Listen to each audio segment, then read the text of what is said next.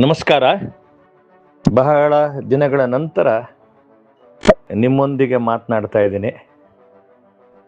ಇವತ್ತು ನನಗೆ ಅನಿಸಿದ್ದು, ಕಳೆದ ಒಂದು ತಿಂಗಳಲ್ಲಿ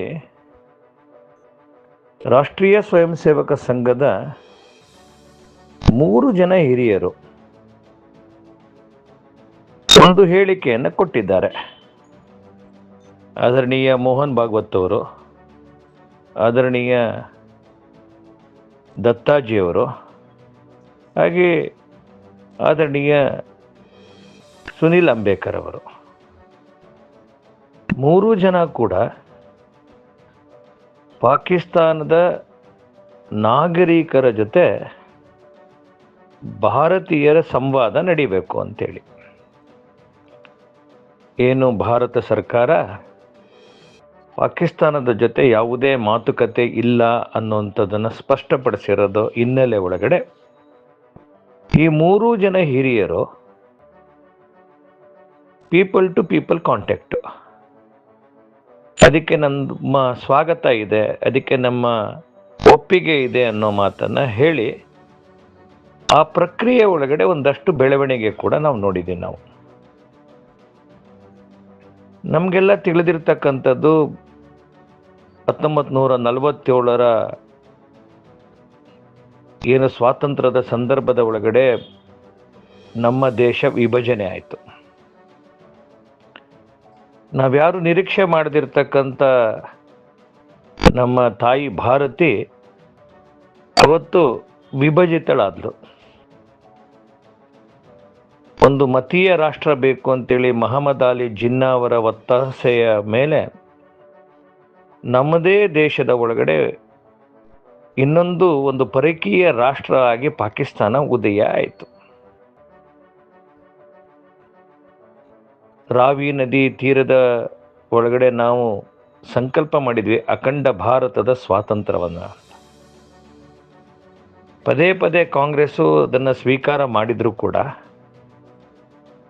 ಕಟ್ಟಕಡೆ ಸಂದರ್ಭದ ಒಳಗಡೆ ಹೇಗಾದರೂ ಆಗಲಿ ಏನಾದರೂ ಆಗಲಿ ನಮ್ಮ ದೇಶಕ್ಕೆ ಸ್ವಾತಂತ್ರ್ಯ ಸಿಗಲಿ ಅಂತೇಳಿ ಆ ಸ್ವಾತಂತ್ರ್ಯದ ಏನು ಕಿಚ್ಚಿತ್ತು ಅದನ್ನು ಪಕ್ಕಕ್ಕೆ ಸರಿಸಿ ನೆಹರು ಅವರ ಒಂದು ಒತ್ತಡಕ್ಕೆ ಕಾಂಗ್ರೆಸ್ ಬಲಿಯಾಗಿ ಭಾರತದ ವಿಭಜನೆಗೆ ಒಪ್ಪಿಗೆ ಕೊಟ್ಟರು. ಭಾರತದ ವಿಭಜನೆಯ ಬಗ್ಗೆ ಅವತ್ತಿನ ನಮ್ಮ ಏನೆಲ್ಲ ನಾವು ನಾಯಕರು ಮಾತನಾಡಿದ್ರು ಮತ್ತು ಅದಕ್ಕೆ ಸಂಬಂಧಪಟ್ಟಂಥ ಜನ ನಂಬಿದ್ರು. ಆ ನಂಬಿದ ಮಾತುಗಳೆಲ್ಲ ಸುಳ್ಳಾಗಿ ಹೋಯಿತು. ಯಾವ ಮಹಾತ್ಮ ಗಾಂಧಿ ನಮ್ಮ ದೇಶವನ್ನು ತುಂಡು ಮಾಡೋಕ್ಕೂ ಮೊದಲೇ ನನ್ನ ದೇಹವನ್ನು ತುಂಡು ಮಾಡಿ ಅಂತ ಹೇಳಿದಂಥ ಮಹಾತ್ಮ ಗಾಂಧಿ ಅವ್ರ ಕಣ್ಮುಂದೆ ದೇಶ ತುಂಡಾಯಿತು. ಆ ತುಂಡಾದ ದೇಶದ ರಾಷ್ಟ್ರಪಿತ ಇವರಾಗಿ ಬಿಟ್ಟರು. ಹಾಗೆ ಸರ್ದಾರ್ ವಲ್ಲಭಾಯ್ ಪಟೇಲ್ ಅವರು ಕತ್ತಿಯ ಭಾಷೆ ಮಾತನಾಡೋರಿಗೆ ಕತ್ತಿಯಿಂದನೇ ಉತ್ತರ ಕೊಡ್ತೀನಿ ಅಂತೇಳಿ ಚೌಪಾಟಿ ಮುಂಬೈನಲ್ಲಿ ಗುಡುಗಿದ್ರು. ಕತ್ತಿಯ ಹೊಡೆತಕ್ಕೆ ಭಾರತ ಸಿಕ್ತು. ಆ ವಿಭಜಿತ ಭಾರತದ ಗೃಹ ಮಂತ್ರಿ ಆದರು. ಯಾರೆಲ್ಲರ ನಾಯಕರ ಮೇಲೆ ನಂಬಿಕೆ ಇಟ್ಟಿದ್ರು ನಮ್ಮ ದೇಶದ ಜನ,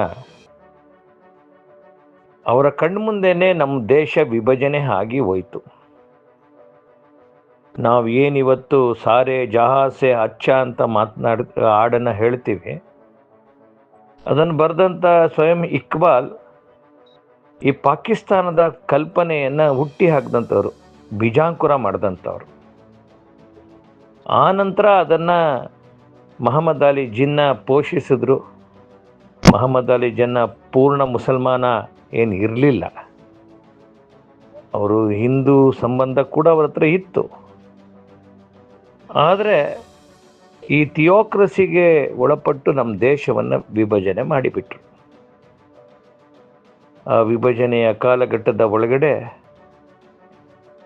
ಸಂಘ ಬಹುದೊಡ್ಡದಾದಂಥ ಕಾರ್ಯವನ್ನು ಮಾಡಿತು.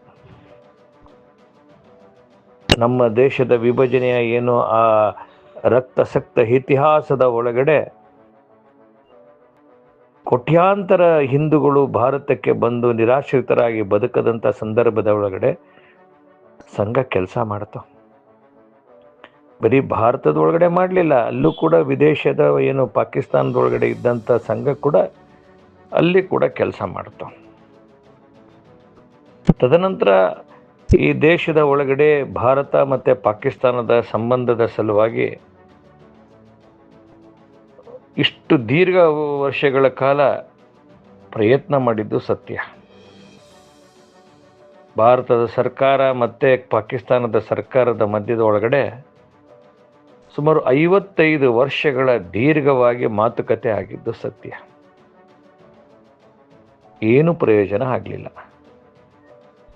ಭಾರತದ ಸೈನ್ಯ ಮತ್ತು ಪಾಕಿಸ್ತಾನದ ಸೈನ್ಯ ಅಧಿಕಾರಿಗಳ ಮಧ್ಯೆ ಸುಮಾರು ನಿರಂತರವಾಗಿ 45 ವರ್ಷಗಳ ಕಾಲ ನಿರಂತರವಾಗಿ ಮಾತುಕತೆ ಆದರೂ ಕೂಡ ಯಾವುದೂ ಕೂಡ ಫಲ ಕೊಡಲಿಲ್ಲ. ಏನೆಲ್ಲ ಪಾಕಿಸ್ತಾನದ ಪೊಲಿಟಿಕಲ್ ವ್ಯವಸ್ಥೆ ಇದೆ, ಭಾರತದ ಜೊತೆ ಏನಾದ್ರು ಸಂಬಂಧ ಸರಿ ಮಾಡ್ಕೊಂಬಿಟ್ರೆ ಅಲ್ಲಿಯ ಆರ್ಮಿಗೆ ಅದು ಸರಿ ಬರೋದಿಲ್ಲ. ಆರ್ಮಿಗೆ ಭಾರತದ ವಿರೋಧಿ ನೀತಿ ಮಾಡಿದ್ರೆ ಆರ್ಮಿ ಅಧಿಕಾರಿಗಳಿಗೆ ಒಳ್ಳೆ ಲಾಭ ಸಿಗುತ್ತೆ, ಒಳ್ಳೆ ಹಣ ಸಿಗುತ್ತೆ, ಒಳ್ಳೆ ದುಡ್ಡು ಸಿಗುತ್ತೆ. ಭಾರತದ ಸೈನ್ಯ ಥರ ದೇಶದ ಸೇವೆ ಮಾಡ್ತಿಲ್ಲ ಪಾಕಿಸ್ತಾನದ ಆರ್ಮಿ. ಪಾಕಿಸ್ತಾನದ ಆರ್ಮಿ ವ್ಯಾಪಾರ ಮಾಡ್ತಿದೆ. ಪಾಕಿಸ್ತಾನದ ಆರ್ಮಿ ಅಲ್ಲಿಯ ಅಧಿಕಾರಿಗಳು ಬೇರೆ ಬೇರೆ ವಿವಿಧ ಮುಖಗಳಲ್ಲಿ ವ್ಯಾಪಾರವನ್ನು ಮಾಡ್ತಾ ಲಾಭ ಗಳಿಸ್ತಾ ಇದೆ. ಆ ಕಾರಣಕ್ಕೆ ಆರ್ಮಿ ಏನು ಹೇಳುತ್ತೆ ಅದು ಪಾಕಿಸ್ತಾನದಲ್ಲಿ ನಡೆಯೋದು. ಅಲ್ಲಿಯ ರಾಜಕೀಯ ವ್ಯವಸ್ಥೆ ಪಾಕಿಸ್ತಾನದ ಸೈನ್ಯ ಅಡಿಯಾಳಾಗಿರ್ತಕ್ಕಂಥದ್ದು. ಯಾವುದೇ ಮಾತುಕತೆ ದಾರಿ ತಪ್ಪುವಂಥ ಕೆಲಸವನ್ನು ಅಲ್ಲಿಯ ಆರ್ಮಿ ಮಾಡುತ್ತೆ. ಆರ್ಮಿಯನ್ನು ಮೆಚ್ಚಿಸ್ತಕ್ಕಂಥ ಕೆಲಸ ಪಾಕಿಸ್ತಾನದ ಪ್ರತಿಯೊಬ್ಬ ರಾಜಕಾರಣಿ ಮಾಡ್ತಾರೆ. ಏನು ಜಿಯಾವುಲ್ಲಕ್ಕಿಂದ ಶುರುವಾದಂಥ ಈ ಆರ್ಮಿ ಒಳಗಡೆ ಈ ಮತೀಯಕರಣ ಇವತ್ತು ಕೂಡ ವಿಜೃಂಭಿಸ್ತಿದೆ. ಅಲ್ಲಿಯ ಆರ್ಮಿ ಏನು ಹೇಳುತ್ತೆ ಅದನ್ನು ಪಾಕಿಸ್ತಾನ ಕೇಳುತ್ತೆ. ಇವತ್ತು ಭಾರತ ಸರ್ಕಾರ ಭಾಳ ದೃಢವಾದಂಥ ಸರ್ಕಾರ. ಗುಸ್ಕರ್ ಮಾರುಂಗ ಅಂತೇಳಿ, ನುಗ್ಗಿ ಹೊಡಿತೀವಿ ಅಂತೇಳಿ ಕಳೆದ 12 ವರ್ಷದ ಒಳಗಡೆ ಪ್ರತಿಯೊಂದು ಸಂದರ್ಭದಲ್ಲಿ ಪಾಕಿಸ್ತಾನಕ್ಕೆ ಬುದ್ಧಿ ಕಲಿಸುವಂಥದ್ದು ಮಾಡಿರ್ತಕ್ಕಂಥದ್ದು. ಆದರೆ ಎಲ್ಲೋ ಒಂದು ನಮ್ಮ ಏನು ಈ ಶ್ರೇಷ್ಠ ನಾಗರಿಕತೆಯ ಭಾಗವಾಗಿ ಪಾಕಿಸ್ತಾನ ಕೂಡ ಇತ್ತು. ಅದು ಪಾಣಿನಿ ಇರ್ಬೋದು, ಅದು ಸಿಂಧ್ ಇರ್ಬೋದು, ಇವತ್ತಿನ ಪಾಕ್ ಆಕ್ರಮಿತ ಕಾಶ್ಮೀರದ ಒಳಗಡೆ ನಡೀತಾ ಇರ್ತಕ್ಕಂಥ ಹೋರಾಟ ಇರ್ಬೋದು, ಬಲೂಚಿನ ಹೋರಾಟ ಇರ್ಬೋದು, ಅಲ್ಲಿಯ ನಾಗರಿಕರು ಭಾರತದ ಜೊತೆ ಸೇರಬೇಕು ಅಂತ ಆಸೆ ಪಡ್ತಿರ್ತಕ್ಕಂಥದ್ದು ಇರ್ಬೋದು. ಈ ಎಲ್ಲ ಕಾರಣದ ಹಿನ್ನೆಲೆ ಒಳಗಡೆ ಏನು ನಾವು ಆಸೆ ಪಟ್ಟಿದ್ವಿ, ಅಖಂಡ ಭಾರತ ಏನು ಖಂಡವಾದಂಥ ಇವತ್ತು ನಮ್ಮ ಕಣ್ಣು ಮುಂದೆ ಏನೋ ಒಂದು ರೂಪದಲ್ಲಿ ಪಾಕಿಸ್ತಾನ ಇದೆ, ಇನ್ನೊಂದು ರೂಪದಲ್ಲಿ ಬಾಂಗ್ಲಾದೇಶ ಇದೆ, ಇನ್ನೆಲ್ಲೋ ಮೂಲೆ ಒಳಗಡೆ ನೇಪಾಳ ಇದೆ. ಎಲ್ಲ ನಮ್ಮ ಈ ನೆರೆಹೊರೆಯ ರಾಷ್ಟ್ರಗಳಲ್ಲಿ ನಡೀತಾ ಇರ್ತಕ್ಕಂಥ ವಿದ್ಯಮಾನ. ಇದರ ಮಧ್ಯದ ಒಳಗಡೆ ಎಲ್ಲೋ ಜನಸಾಮಾನ್ಯರ ಮಧ್ಯದಲ್ಲಿ ಒಂದು ನಮ್ಮ ನಾಗರಿಕತೆಯ ಶ್ರೇಷ್ಠತೆಯ ಒಂದು ಪರಿಚಯ ಮತ್ತು ಅದರ ಅರಿವು ಆಗ್ತಿರ್ಬೋದು. ನಮಗೆ ಗೊತ್ತಿರಲಿ, ಆದಿಶಂಕರಾಚಾರ್ಯರು ಇಡೀ ಭಾರತವನ್ನು ನಡೆದು ಹೋಗಿ ಆ ಸರಸ್ವತಿ ಶಾರದೆಯನ್ನು ಪ್ರತಿಷ್ಠಾಪನೆ ಮಾಡಿದರು. ಆ ಪಾಕಾಕ್ರಮಿತ ಕಾಶಿರದ ತೀತ್ಕಲ್ನಲ್ಲಿ ತಾಯಿ ಶಾರದೆಯ ಪುನರ್ಜೀವನದ ಮುಖಾಂತರ ಮತ್ತೆ ನಮ್ಮ ಮನಸ್ಸುಗಳು ಒಂದಾಗ್ತಕ್ಕಂಥ ಕಾರ್ಯಕ್ಕೆ ಅವಕಾಶ ಆಗಿರ್ಬೋದೇನೋ ಅಂತ ಅನಿಸುತ್ತೆ. ಪಾಕಿಸ್ತಾನದ ಜನರಿಗೆ ಇವತ್ತು ಅನಿಸಿದೆ, ಇವತ್ತು ಭಾರತದ ಯಶೋಗಾಥೆ, ಭಾರತದ ಒಂದು ಬೆಳವಣಿಗೆ, ಭಾರತದ ಜವಾಬ್ದಾರಿ, ಭಾರತದ ಶಕ್ತಿ, ಭಾರತದ ಜನ 145 ಕೋಟಿ ಜನ ನೆಮ್ಮದಿ ಇರ್ತಕ್ಕಂಥದ್ದು, ಭಾರತ ಹೇಗೆ ಕಣ್ಮುಂದೆ ಬೆಳವಣಿಗೆ ಆಯಿತು, ತನ್ನ ರಾಷ್ಟ್ರ ಹೇಗೆ ಗುಲಾಮ್ತನದಿಂದ ಬೇರೆ ಬೇರೆ ರಾಷ್ಟ್ರಗಳಿಗೆ ಇವತ್ತು ಅವಲಂಬಿತ ಆಗಿರ್ತಕ್ಕಂಥದ್ದು, ಮಾದಕ ವಸ್ತುಗಳನ್ನು ಮಾರಾಟ ಮಾಡಿ, ಅಫೀಮನ್ನು ಮಾರಾಟ ಮಾಡಿ, ಬೇರೆ ಭಯೋತ್ಪಾದನೆಯನ್ನು ಮಾರಾಟ ಮಾಡಿ, ನ್ಯೂಕ್ಲಿಯರ್ ಸಂಗತಿಯನ್ನು ಬೇರೆ ಬೇರೆ ರಾಷ್ಟ್ರಗಳಿಗೆ ಕಳ್ಳತನದಿಂದ ಕೊಟ್ಟು ಇಡೀ ಜಗತ್ತಿನ ಇವತ್ತು ಶಾಂತಿಯನ್ನು ಕದಡುವಂಥರಲ್ಲಿ ನಮ್ಮ ರಾಷ್ಟ್ರದ ಸೈನ್ಯ ಹೇಗೆ ಆಗಿದೆ, ನಮ್ಮ ರಾಷ್ಟ್ರ ಹೇಗೆ ಅಧಪತನಕ್ಕೆ ಹೋಗ್ತಿದೆ ಅಂತ ಪಾಕಿಸ್ತಾನದ ಜನರಿಗೆ ಅರಿವಾಗ್ತಿರ್ಬೋದು ಬಹುಶಃ.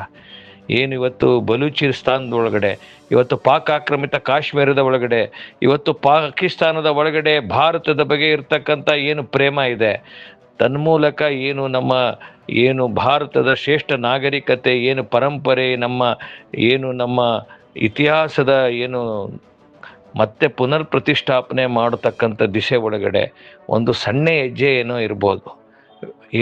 ಮನಸ್ಸುಗಳು ಹೇಗೆ ಕದಡಿ ಹೋಗಿರ್ತಕ್ಕಂಥದ್ದು, ಆದರೆ ಆ ಗೋಡೆಗಳು ನಾವು ಕೊಡವಿ ಹಾಕಬೇಕಾಗಿದೆ. ಯಾವ ನಮ್ಮ 5,000 ವರ್ಷಗಳ ಶ್ರೇಷ್ಠ ಪರಂಪರೆ ಇತಿಹಾಸವನ್ನು ಮತ್ತೆ ಮೆಲುಕು ಹಾಕಬೇಕಾಗಿದೆ. ಪುನರಪಿ ಭಾರತವನ್ನು ವಿಶ್ವ ವಂದಿತ ರಾಷ್ಟ್ರವನ್ನಾಗಿ ಮಾಡಬೇಕಾಗಿದೆ. ಯಾವ ಪೂಜ್ಯ ಶಂಕರರು ಆ ಒಂದು ಶಕ್ತಿಯನ್ನು ಪ್ರತಿಷ್ಠಾಪನೆ ಮಾಡಿದರು, ತನ್ಮೂಲಕ ಇವತ್ತು ಜಗತ್ತಿನ ಒಳಗಡೆ ಭಾರತ ರಾಷ್ಟ್ರವಾಗಿ ಹೊರಹೊಮ್ಮಿರುವಂಥದ್ದು. ಆ ನಿಟ್ಟಿನಲ್ಲಿ ಇವತ್ತು ಈ ಸಂಘದ 3 ಹಿರಿಯರು ಹೇಳಿರ್ತಕ್ಕಂಥ ಮಾತು ಮುಂದೆಂದೋ ಭಾರತಕ್ಕೆ ಒಂದು ಶಾಂತಿ ಸಮಾಧಾನ ತರ್ಬೋದೇನೋ, ನನ್ನ ಒಂದು ಹಂಬಲ್ ಸಬ್ಮಿಷನ್ ಅಷ್ಟೇ. ನಾನು ಅಂದ್ಕೊಂಡಿರ್ತಕ್ಕಂಥದ್ದು ತಮ್ಮ ಮುಂದೆ ಶಬ್ದಗಳ ರೂಪದಲ್ಲಿ ಹೇಳಿದ್ದೀನಿ. ನಮಸ್ಕಾರ.